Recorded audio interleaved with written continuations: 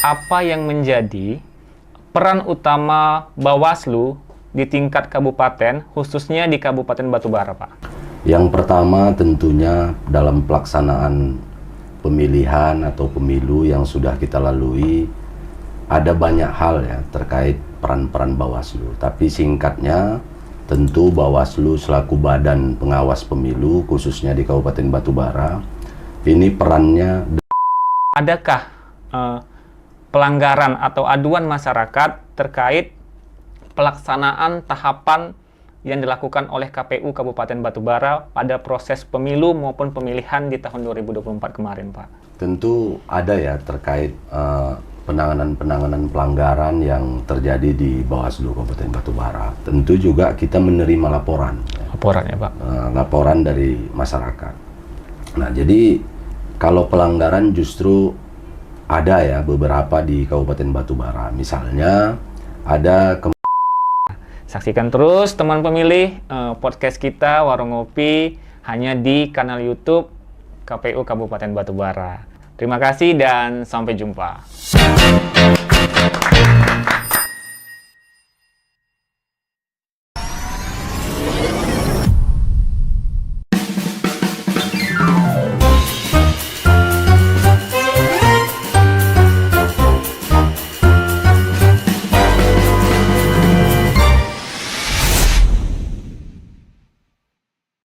Selamat siang teman pemilih, jumpa lagi di Warung Ngopi, warga yuk ngumpul ngobrol pemilu atau pemilihan, podcast KPU Batubara, ruang bincang santai yang penuh inspirasi seputar pemilu dan pemilihan, demokrasi dan peran serta masyarakat dalam kehidupan berdemokrasi khususnya di Kabupaten Batubara.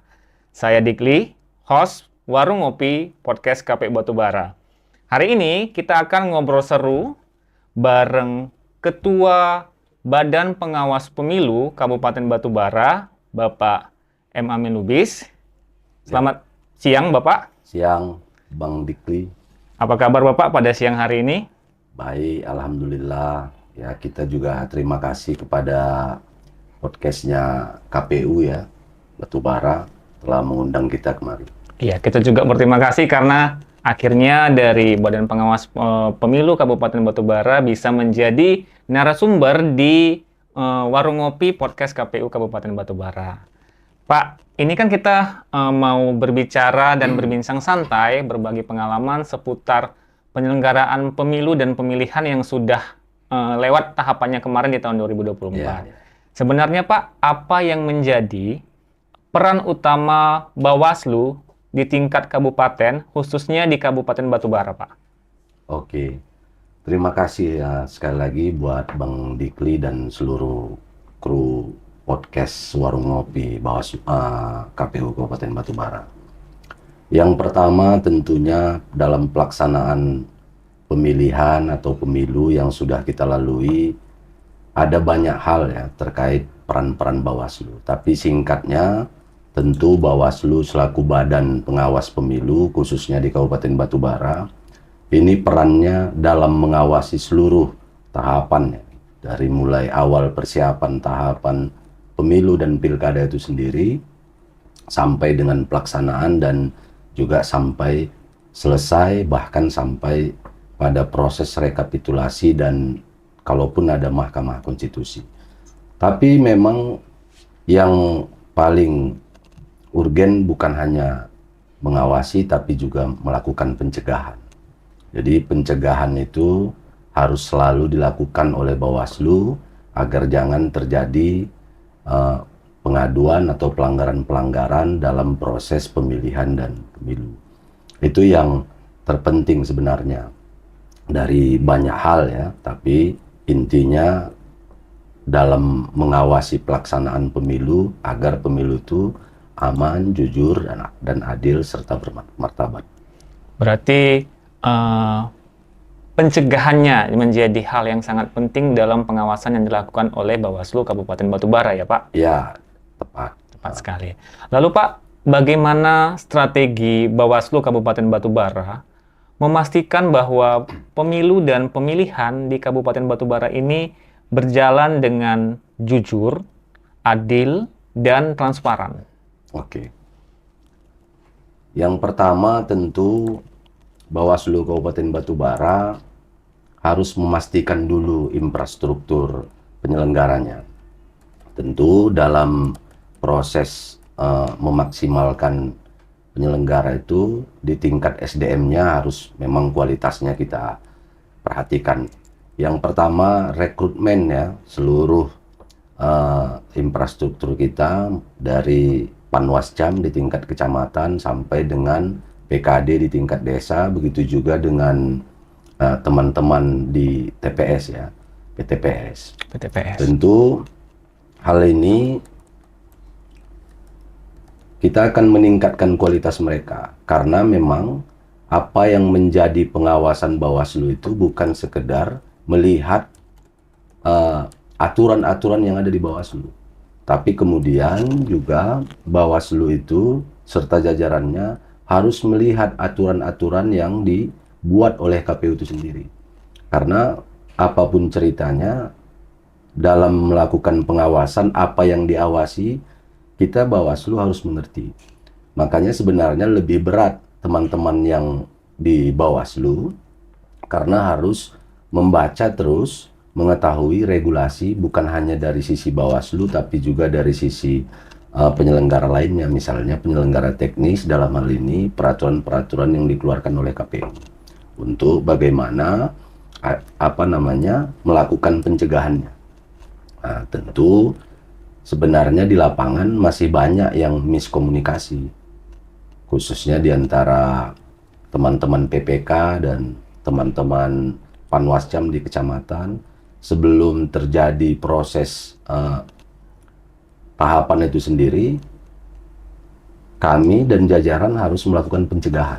Ya, Pak? Harus melakukan pencegahan. Ketika pencegahan ini tidak diindahkan, maka kami harus mengeluarkan saran perbaikan. Saran perbaikan ya, Pak? Saran perbaikan. Tapi kemudian setelah saran perbaikan itu dikeluarkan, tidak juga direspon, Bawaslu harus mengeluarkan rekomendasi. Ketika 3 proses ini sudah dilalui, tidak juga diindahkan, maka Bawaslu Kabupaten Batubara, khususnya apa yang telah kami laksanakan, akan memanggil dan melakukan klarifikasi. Nah, itu sebenarnya yang terpenting. Maka struktur penyelenggara kita harus paham dulu standar-standar pengawasan dan harus paham aturan-aturan yang berlaku pada tahapan itu sendiri. Begitu ya, berarti selain kita mengawasi dan mengawasi berarti menyiapkan infrastruktur khususnya SDM itu merupakan salah satu strategi dari Bawaslu Kabupaten Batubara dalam upaya mewujudkan pemilu dan pemilihan yang jujur, adil, dan transparan di Kabupaten Batubara ya, Pak? Ya, itu yang paling inti sebenarnya.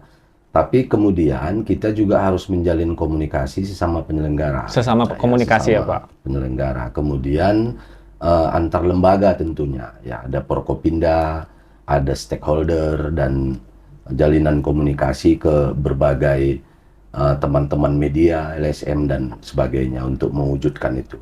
Itu strategi kita, intinya komunikasi sesama penyelenggara dan juga komunikasi sesama stakeholder maupun pihak-pihak yang berkepentingan lainnya.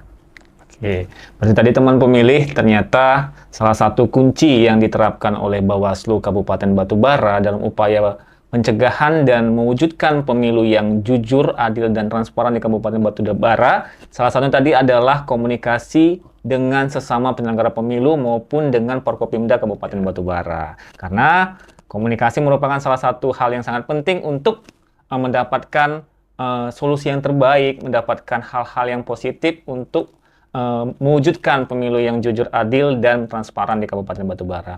Selanjutnya, Pak, tadi kan Bawaslu sebagai salah satu penyelenggara pemilu khususnya untuk mengawasi bagaimana jalannya penyelenggaraan pemilu. Berarti kan setiap tahapan yang dilaksanakan oleh KPU tentu selalu tidak terlepas dari pantauan ataupun pengawasan dari Badan Pengawas Pemilu. Di Kabupaten Batubara ada Bawaslu Kabupaten Batubara. Nah, apakah selama seluruh tahapan yang dilaksanakan oleh KPU Kabupaten Batubara, adakah pelanggaran atau aduan masyarakat terkait pelaksanaan tahapan yang dilakukan oleh KPU Kabupaten Batubara pada proses pemilu maupun pemilihan di tahun 2024 kemarin, Pak? Ya, tentu ada ya terkait penanganan-penanganan pelanggaran yang terjadi di Bawaslu Kabupaten Batubara. Ada banyak hal sebenarnya. Nah, tadi di awal terkait peran, ini juga salah satu perannya Bawaslu, menindaklanjuti temuan dalam upaya menelusuri tindakan-tindakan yang melanggar aturan. Tentu juga kita menerima laporan. Laporan ya, Pak? Laporan dari masyarakat. Nah, jadi kalau pelanggaran justru ada ya beberapa di Kabupaten Batubara. Misalnya ada kemarin kasus yang viral terkait persoalan branding mobil ya, branding mobil dinas. Meskipun memang pada proses itu branding yang terjadi itu di luar tahapan ya, di luar tahapan, belum masuk pada tahapan, bahkan belum belum mendaftar sebagai calon. Ya, belum mendaftar sebagai calon, bahkan masih belum bakal calon. Persoalan pendaftaran ini kan ketika seseorang calon kita sampaikan ingin mendaftar ke KPU, ini justru posisinya masih bakal calon. Nah, tapi kemudian setelah ditetapkan maka sah menjadi calon. Nah, prosesnya jauh sebelum itu. Jadi branding mobil yang kita perhatikan sekali dari Bawaslu ini karena memang menggunakan fasilitas pemerintah. Menggunakan fasilitas pemerintah. Menggunakan fasilitas pemerintah.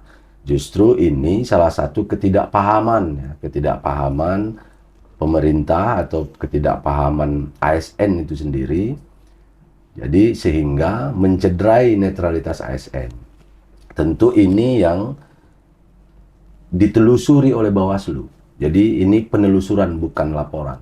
Dan pada akhirnya ini kita tindak lanjuti dan endingnya kita rekomendasi ke pembina kepegawaian yang berkepentingan terkait hal itu, kemudian kita rekomendasi ke KSN sehingga ada punishment dari pihak-pihak yang berkaitan ya, Pak? Berkaitan. Nah, itu salah satu pelanggaran. Di samping itu ada juga memang pelanggaran terkait pengerusakan ya, pengerusakan APK. Oh, alat peraga kampanye ya, Pak? Alat peraga kampanye. Ada juga semacam netralitas penyelenggara. Netralitas penyelenggara yang tentunya berkaitan dengan pelanggaran administrasi. Tapi sejauh ini belum ada pelanggaran pidana pemilu ataupun pemilihan.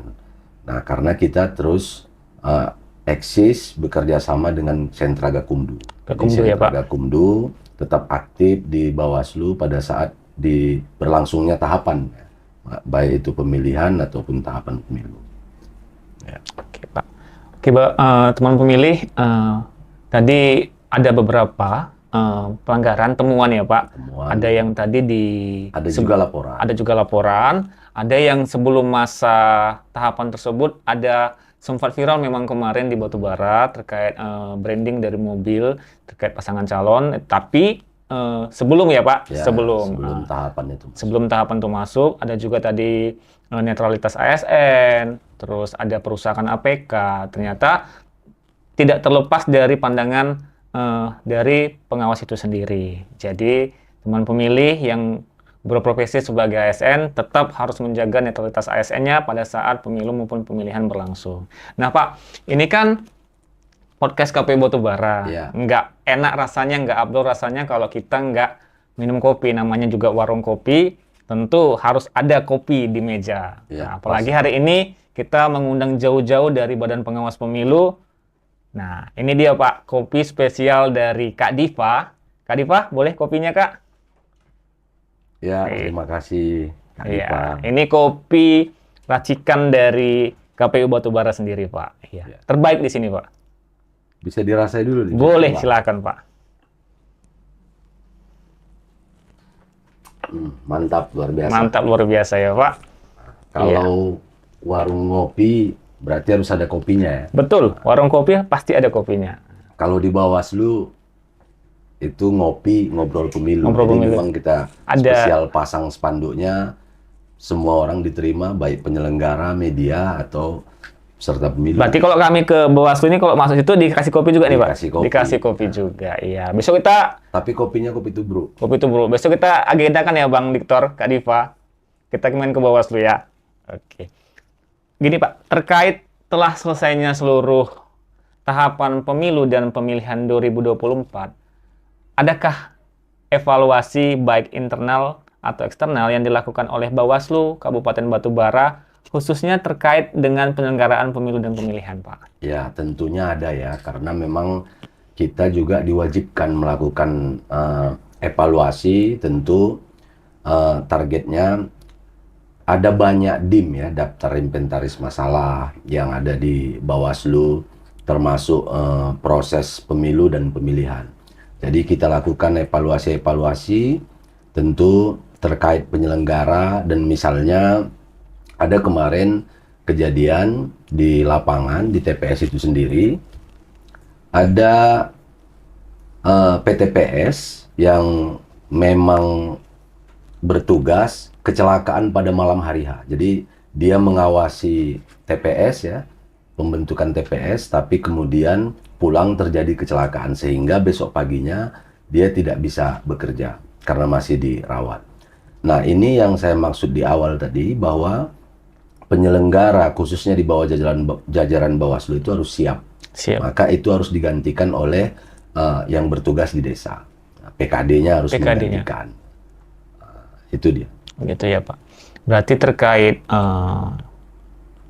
evaluasi juga sudah dilakukan oleh Badan Pengawas Pemilu itu sendiri ya Pak. Ya. Baik itu waktu ada hal-hal yang mendesak, waktu penyelenggaraan langsung dicari solusi dari permasalahan tersebut ya Pak. Ya, harus dicari Solusinya ya Pak. Selanjutnya Pak, selama tahapan pemilu dan pemilihan kan kita lihat koordinasi yang dibangun oleh Bawaslu dan KPU ataupun KPU dan Bawaslu itu kan sangat intens Pak. Ya. Kita lihat sering melakukan rapat bersama, dalam acara yang sama itu kita bisa menemukan ada Bawaslu, ada KPU Batubara, ada Bawaslu Batubara. Nah, setelah selesainya tahapan pemilu dan pemilihan, bagaimana langkah Bawaslu Kabupaten Batubara dalam membangun komunikasi dengan KPU Kabupaten Batubara pada saat setelah tahapan pemilu itu selesai, Pak? Ya, ini salah satu hal yang sangat penting sebenarnya, menjalin kerjasama atau sinergi antar lembaga. Tentu kami, Bawaslu Kabupaten Batubara, lebih dulu sebenarnya dilantik di Kabupaten Batubara ketimbang teman-teman KPU. Dan kami, Bawaslu, menunggu teman-teman komisioner KPU itu dilantik. Kemudian kita membuat satu media, WhatsApp itu, untuk komunikasi cepat. Jadi kita ada grup penyelenggara, anggota KPU itu 5, kemudian Bawaslu itu ada 3. Jadi isinya ada 8 orang. 8 orang ya. Nah, ini untuk membuat komunikasi itu lebih cepat, bukan hanya sekedar hubungan administratif, surat menyurat, tapi terkadang ada hal yang lebih penting yang harus dikomunikasikan dalam rangka menjalin komunikasi yang baik agar pemilu itu sendiri bermartabat. Nah, jadi bukan hanya di tingkat kabupaten sebenarnya, tapi kita juga meminta jajaran kita di bawah sampai ke TPS berkomunikasi ya, lebih bahasa sekarang itu harus lebih banyak ngopi lah. Ngopi ya Pak, ngobrol pemilu ya. Sesama penyelenggara. Dan kemudian kita juga menjalin komunikasi bersama, komunikasi bersama ke Forkopimda. Oke, Pak. Berarti ada satu grup yang isinya 8 orang sebagai ruang komunikasi yang lebih cepat dan sebagai sarana diskusi juga ya tentunya ya Pak, diskusi ya.